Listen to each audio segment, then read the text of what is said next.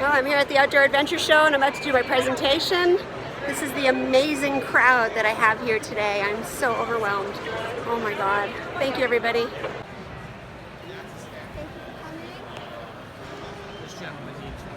you. Thank you very much.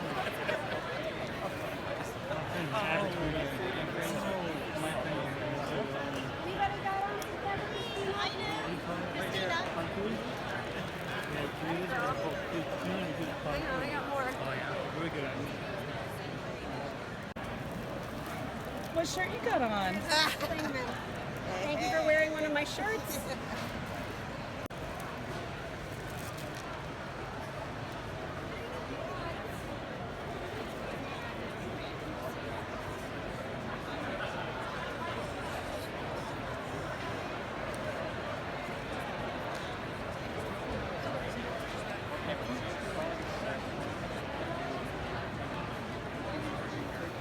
Can I start?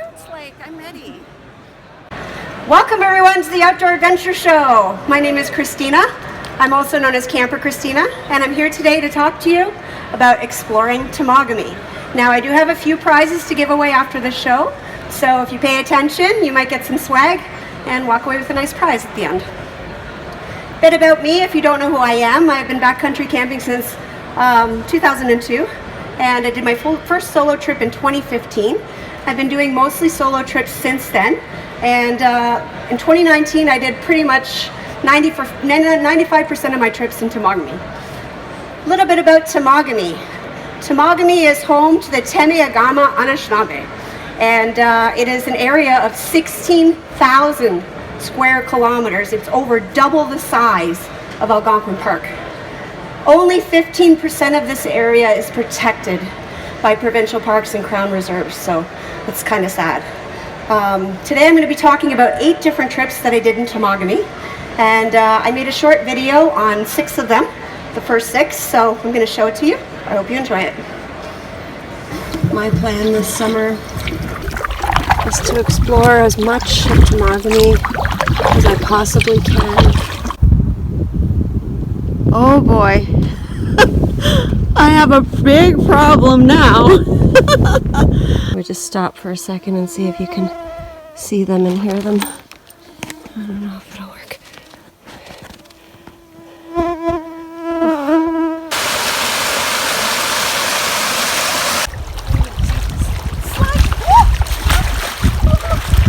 Look at that, I'm in.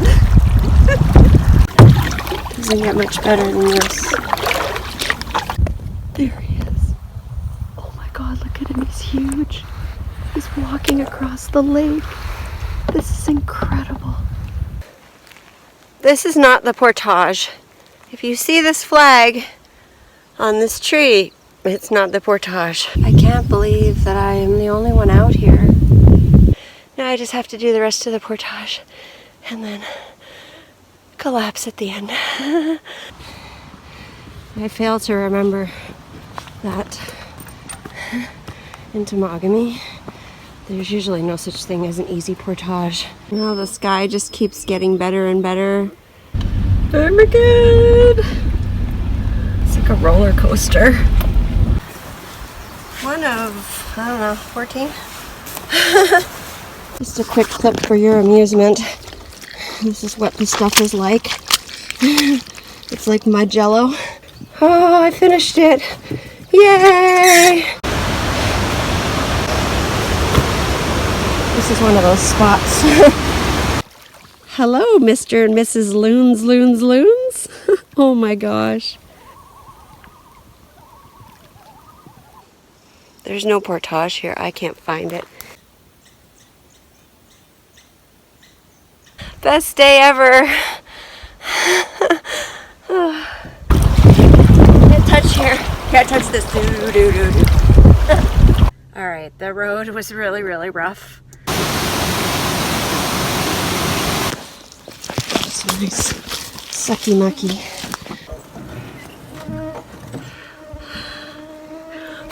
Alright, look at the scenery here. It's just, you can't, I mean, it's like a postcard. It doesn't get any better than this.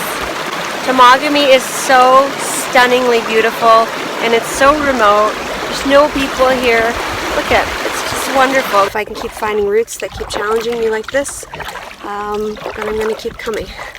So the first place I'm going to talk about is an area. It's a little slow here loading. My first lake that I did was Annamanipissing Lake. The plan was to go there to do a kayaking trip. I was going to stay on a different site each night, and this is what happened when I got there.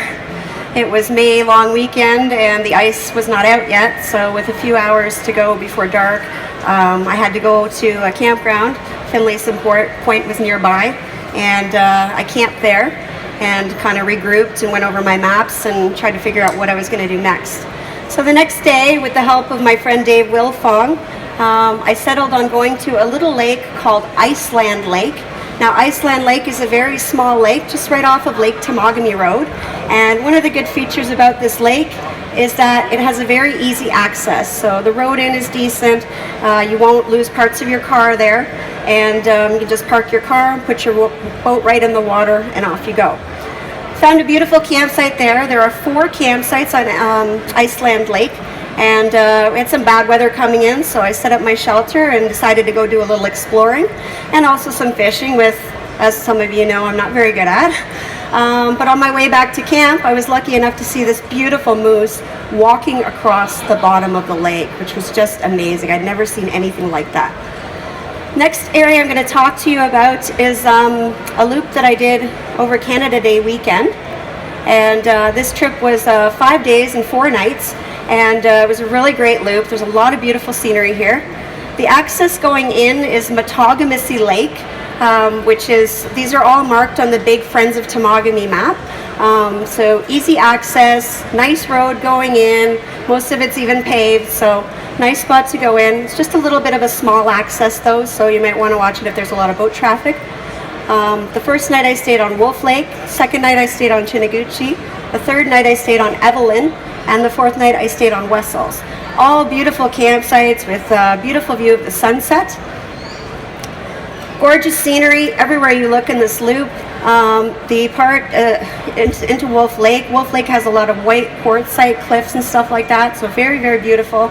A place that I want to highlight for sure is Paradise Lagoon. It's a waterfall that is located right off the Toenail Portage, in between Matawgamissy and Wolf Lake, and I actually couldn't find it the first time I went there. I went back on a trip in September and someone had to show me where it was. But if you go through this area, definitely stop there. Also, the scenery in between Laura Lake and Wessels was also really, really stunning there. I did not see a single person the whole time I was on this loop. Hardest part of this loop was this beautiful portage. It was only a 900-meter portage, but in the middle, it's in between Chinaguchi Lake, specifically McConnell Bay and Laura Lake, and there's a few hundred meters in the middle of this portage that is 100% sucky muck, or mud jello as I like to call it. So that's basically like quicksand, but with mud. I was told that you could sink up to your waist in this stuff, so I was really, really scared and very anxious about doing this portage. As you can see here, I'm quite excited to be dragging the canoe through this area. This area was definitely responsible for a few new scratches on the H2O boat. But a highlight of the trip was that I completed this 900-meter portage in just over 2 hours. It was very tough, but once I got through it, it was great, and I was on my way. Next area I'm going to talk about is a little lake called Blueberry Lake. Now, the Temagami has a canoe festival every July right in downtown Temagami on the waterfront, and I wanted to go, but I didn't want to drive 3 hours there and 3 hours back just to go to a festival, so I thought, you know what, let's make a trip out of it. So I went to Blueberry Lake. It's very easy access. You access right off of Castles Lake, and again, very easy to get to, very close to downtown Temagami, so for beginners and stuff like that, this would be a great place for you to go.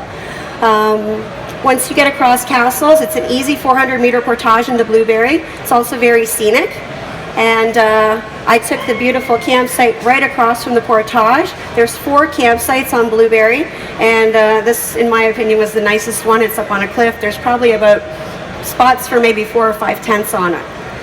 The highlight of Blueberry Lake, in my opinion, is there are 3 hiking trails right off of Blueberry Lake. So if you're someone who wants to go backcountry camping, but you also really love to go hiking, you can go do the Blueberry Trail, the Charcoal Trail, or the Old Growth Trail. They're all very different trails, different challenge levels, and different scenery. Next lake that I'm going to talk about is another easy trip that I did to a lake called Manajagama. Now I have no idea if I'm saying the name of this lake right. It's a little tricky one, but really cute little lake. And the access in, if you might recognize it, I don't know, without the ice, this is Anna-Nipissing Lake access. There are 2 accesses on Anna-Nipissing Lake. This is the easiest one to get into, and no issues with this access except that there are a lot of cottages on Anna-Nipissing, so there's a lot of boat traffic, so you need to be very cognizant of that, and just watch out for the speedboats and stuff.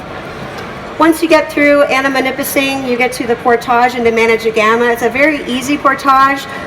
It's a little bit overgrown, but it's tricky because there's an ATV trail that crosses it, and what I believe is a second portage. So I found 3 trails in there, so just be really cognizant of when you go in, that you're going in on the same trail that you're going out of, or you might get lost on the way out like I did. Beautiful, spacious campsite on Manajagama. There are 2 campsites on Manajagama. I was lucky enough to get the larger one. It's got a lot of nice flat spots. And one of the features that I liked on this campsite was that it has a tarpable hammock area and fire pit. So this weekend in particular, there was a lot of rain expected, but I still wanted to get out. So on this campsite, you can actually hang a tarp over the fire pit, you can cook your dinner, lay in your hammock, read a great book by Hap Wilson perhaps, and enjoy the area and still not get soaking wet. Now another huge feature, in my opinion, of this campsite, this beautiful privy in the back. You got to use what you got to use, and the moth didn't seem to mind it, so I guess it wasn't all that bad. The next area that I'm going to talk about, sorry, this is loading slower than it did at home, so a loop that I call the Bob Lake Loop, which I did over Canada Day weekend. Now the names of these loops are just names that I made up, so you can't really just Google Bob Lake Loop. Well, you'll find my video, so thank you. You can watch that, but just for your information. So beautiful loop that I did at the same time of year, but the year before. This was my very first trip in Temagami in 2018, and I absolutely loved this loop. It was beautiful, beautiful area. Again, didn't see a person the whole time I was out, over Canada Day weekend, mind you. Now the access to get in is a little bit tricky, okay? It's a very bumpy access, so if you don't want to leave parts of your car in Temagami, you might want to park on the outer parking lot. Now it will add an extra 600 meters to the already 300 meter portage that's there to get to the water, but you will have a way to get home when you get done with your trip. So I stayed on 3 different campsites on this loop. I stayed on Sandy Inlet the first night. Beautiful beach campsite. Again, if you can make it through the rough road and the portage, there's several beach campsites right on Sandy Inlet. Sandy Inlet is part of Ferguson Bay, which is also part of Lake Temagami. Beautiful, beautiful campsites there. Bob Lake, I stayed on the second night, great campsite as well, and the third night I stayed on Virginia. The campsite on Virginia was a little bit overgrown, but there is a beaver there in the bay, and he will definitely greet you with a slap of his tail, because I don't think he was very happy to see me there. Portages on this loop, there are some challenging ones. The portage going over Napoleon Mountain is pretty much straight uphill, and then there's a lot of rocky parts in the middle. Also the portage, small but mighty, about 100 meters going into Diamond from Sharp Rock Inlet. Very, very rocky. And the 2 portages that I did from Bob Lake into Cheesecon, which is also Spirit Rock, full of sucky muck. So just be cognizant of that. Now if you do want to go see Spirit Rock, which is a beautiful area, the portage going in from Obabika Lake is much, much easier. Stunning scenery everywhere you look on this loop. I mean, look at these pictures. Like, Temagami is just so beautiful. Spirit Rock, probably the highlight of this loop. I did a day trip from Bob Lake into Spirit Rock in the morning, and just did the 2 portages through mud into Cheesecon. Spirit Rock is a place where they have a lot of spiritual gatherings and ceremonies, and I was very overwhelmed with emotion when I was there. You may be as well. If you do go there, bring an offering of tobacco. So, the last two loops that I want to talk about are my favorite two loops in Temagami, and the reason is that they are the hardest trips that I have ever done. The Solace Lake Loop and the Obabika Loop, both great trips. I've made a short video. I hope you like it.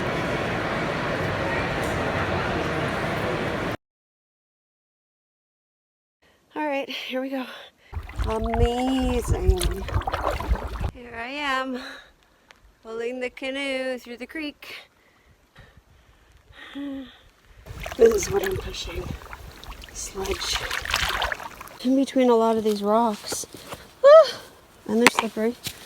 There's holes and stuff. It's like the rocks fell and just they left a little tiny spot for people to get through. Just with the canoe. Did I miss the portage? Is there a hidden camera somewhere? Am I being punked? If I could just find a flat spot and make a campsite out of this. Hoping to get some of the humidity or the moisture out. Yes, I'm very, very cold now. This might be the hardest portage I've ever done. This is so pretty. Nice mucky water. Well, I was moving along nicely until I got a flashback from yesterday.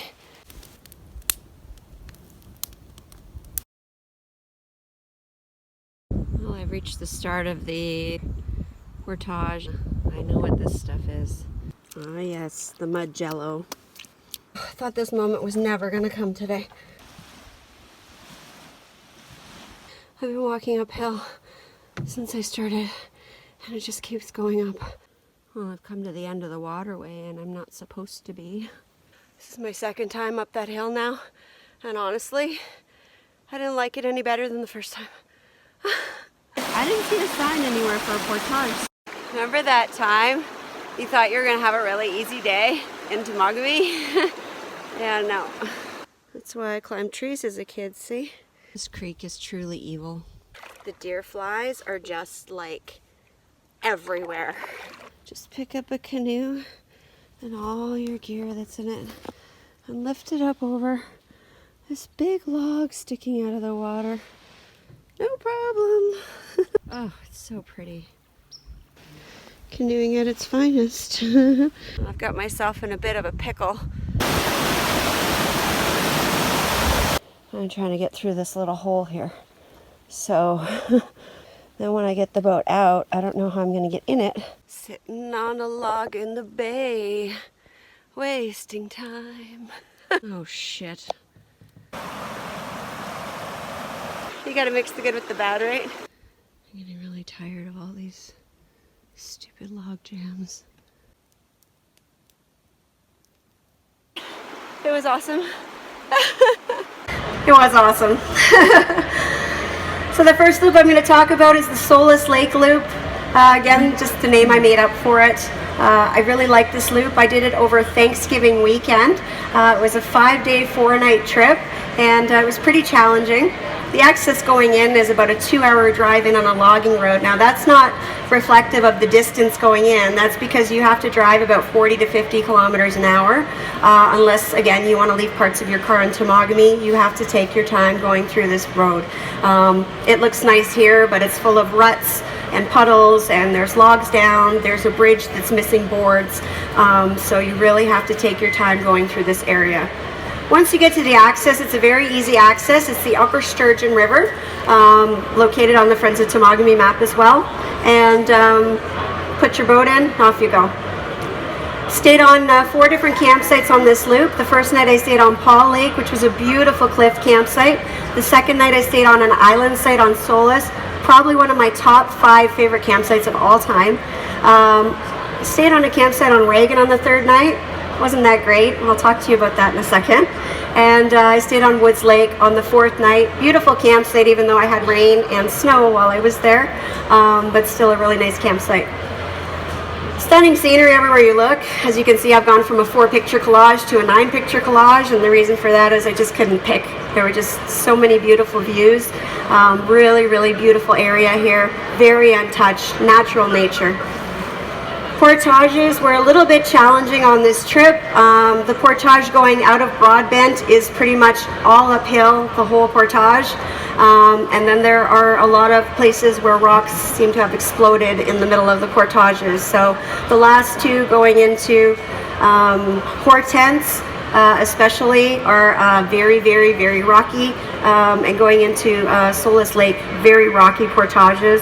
You have to walk and take little teeny tiny baby steps, and I was there over Thanksgiving, so there's leaves on the rocks are slippery, you just have to be very careful and take your time. It's not a place to race through. Also, a lot of the portages between Solace and Reagan are also very rocky. Challenging obstacles everywhere you look on this loop. Just getting in and out of some of the portages, you can't get to land, so you've got to kind of get your canoe, and there's like trees and things that you have to walk through the water to get to the land or get back into your boat. At the time that I was there, the water was extremely shallow, especially on the upper sturgeon. So the last day and the first day, shallow water, you're getting in and out of your canoe constantly, pulling it over rocks and things. Probably got a few new scratches on the canoe there. And the creek into Melanson is pure sucky muck. So you cannot get out of your canoe, you will just sink right down. You basically have to paddle through this water. It's, maybe 6 inches to a foot deep, and it's a pretty good slog. You're paddling through sludge, and it's exhausting, but sooner or later you'll get there. Now, just a little picture there on the bottom right corner. That's where the campsite was supposed to be on Reagan. It is marked on 3 different maps that I've seen. That campsite is not there. I could not find it. It might be there, but I couldn't find it. And then you have to paddle another 3 kilometers to the Portage campsite where I ended up staying on. Grateful as the sun was going down to have a flat spot, but it's a portage campsite, so people can come and go. It's, if you're by yourself, it's something you might not be comfortable with. If you do not like smushy blueberries, otherwise known as bear poo, I did not see any bears on this loop, but I did see smushy blueberries everywhere I went. So if you're very afraid of bears, might not be a place you want to go. The last loop that I'm going to talk about is the loop that I did, my favorite loop that I did in August, the Obabika loop. And I absolutely love this trip. It was 6 days and 5 nights. It's the longest solo I've ever done. And the reason I liked it is because it's probably the hardest trip that I've ever been on in my life. There were challenges here that I never even imagined would exist. First of all, when you go to get in, the access road is very rough, especially the last 10 kilometers. There's actually car parts on the road, and you have to take your time again. You can park at the gate, and it's about 1,000 meters or so to Portage right into Obabika Lake. Once you get there though, Obabika Lake is stunning. There are a few cottages right in Chinaman's Bay when you start paddling, but after that, the people kind of dissipate and it's back to natural nature. So night 1, I stayed on Obabika Lake. I stayed on a beautiful cliff campsite there. Night 2, I stayed on Wakimika, which was very historical for me because Wakimika is known as the place where the protesters stayed 30 years ago during the blockades.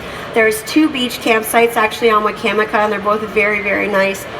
One of the most, again, top 5 campsites I've ever stayed on, Wakimika, just gorgeous. The 3rd night, I struggled hard to get to Hortense, which was another beautiful campsite.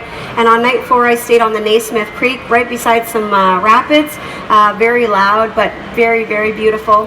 And on night 5, I stayed right on the Obabika River. Now, there's an old logging camp where that campsite is located. The map does show that there's a campsite right across the river.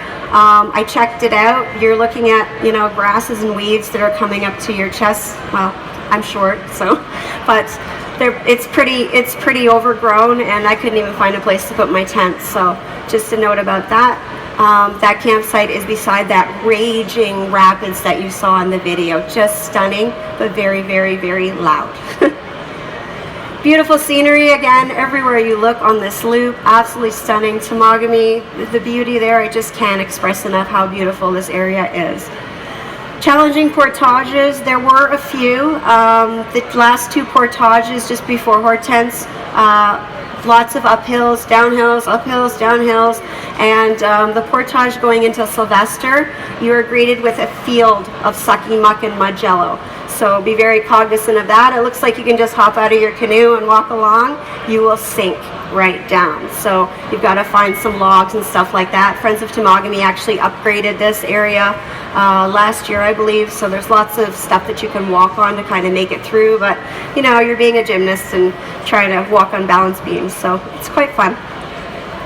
The Naismith Creek was another huge challenge on this loop. Very shallow water again at the time that I was there, so you're constantly getting in and out of the canoe, dragging it through, you know, more rocks, over beaver dams, fallen trees, that kind of stuff. And the last portage, it's an 85 meter marked on the map. I wasn't able to find it, so I was forced to drag the canoe through this lovely rocky rapid, which probably put another few more scratches on the canoe, but once you get through it, it's all good. Biggest challenge of this entire loop is the Obabika River. There are 8 pictures there, and that is because there were 8 massive log jams that I had to go through. Some of them are 2, 3, 4 feet high in the air. The water is deep in between them, so it's not like you can just hop out of the boat and kind of, you're balancing on logs, jumping over. It's kind of like that show, what's it called, Wipeout? You know, where you're jumping from thing to thing, and it was the most challenging thing that I've ever done in my history of backcountry camping in like 18 years. So, but still very challenging, but very fun. Just in the bottom corner there, you'll see the little tiny creek that will take you back to Round Lake, the access point to get out where your car will be located, and takes you about an hour to paddle through that little teeny whiny creek. But I was so happy it was there. I was so scared that I was going to do this whole loop and have to go back because I couldn't get through. So small but mighty. And once I did all that, I was elated.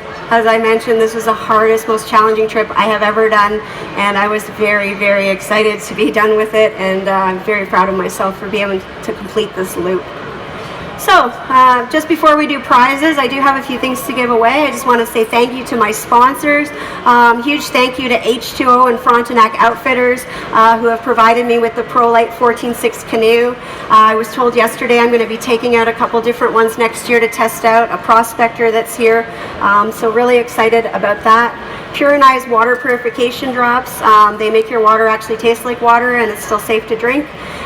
Keen Canada, who's been providing me with my footwear probably for the last 4 years now. I love every pair I own. And big shout out to the Friends of Temagami. They are here. They have a booth. They've also donated a prize, and I couldn't have done half of these trips without them. You know, you can look at this map and you can plan a trip like you were in Algonquin, but sometimes these areas are blocked. They're not maintained. You know, it's just a small group of volunteers who take care of these portages, so check with them. If you want to do a route, check with them, ask me, and you know, hopefully we can get you through there, because we don't want anyone to get hurt or harmed out there. So, prizes. I have a free pair of Keen footwear to give away. I also have a t-shirt donated by the friends at Frontenac Outfitters. So for the t-shirts and the prize from Friends at Temagami, which is a t-shirt and one of the big planning maps, it's a huge value. I just have a paper, so you just take the paper to them and they will give you whatever size t-shirt you want, what color, and give you the map. So Pure and I's purification water drops, I have a few of those, and I have some headliners from my Love the Backcountry clothing line, shameless plug. You can get 15 different styles of things that you can actually wear in the backcountry with some fun sayings and stuff on them. So check out the website for more info. So this is how it's going to work. Where's my friend Shelly? Is she here? Can you come up for a second? I know a lot of you people, so I don't want this to seem biased at all. So my friend Shelly's here from middle school, and she's just going to come right over here. She's just a little shy. So I'm going to ask the question. This one question has about 16 different answers, okay? So I'm going to ask the question, you put your hand up, Shelly will tell me or say who to pick, and then I'll pick you, and then you answer. If you answer correctly, come on up and pick whatever prize you want, okay? We good? All right. On what lakes or rivers, etc. did I camp on overnight in Temagami in 2018 or 2019? All right, I just want to thank you all for coming. I'm extremely overwhelmed to see this many people at my presentation. Thank you for coming. Thank you for watching my videos. Thank you for all your comments and kind words. I really appreciate everything. I have some stickers if you guys want to chat. I'm going to be over here in what they call the speaker's corner, so come on by and say hello. I'd love to talk to you. Thank you very much, everyone. Have a great day and enjoy the rest of the show.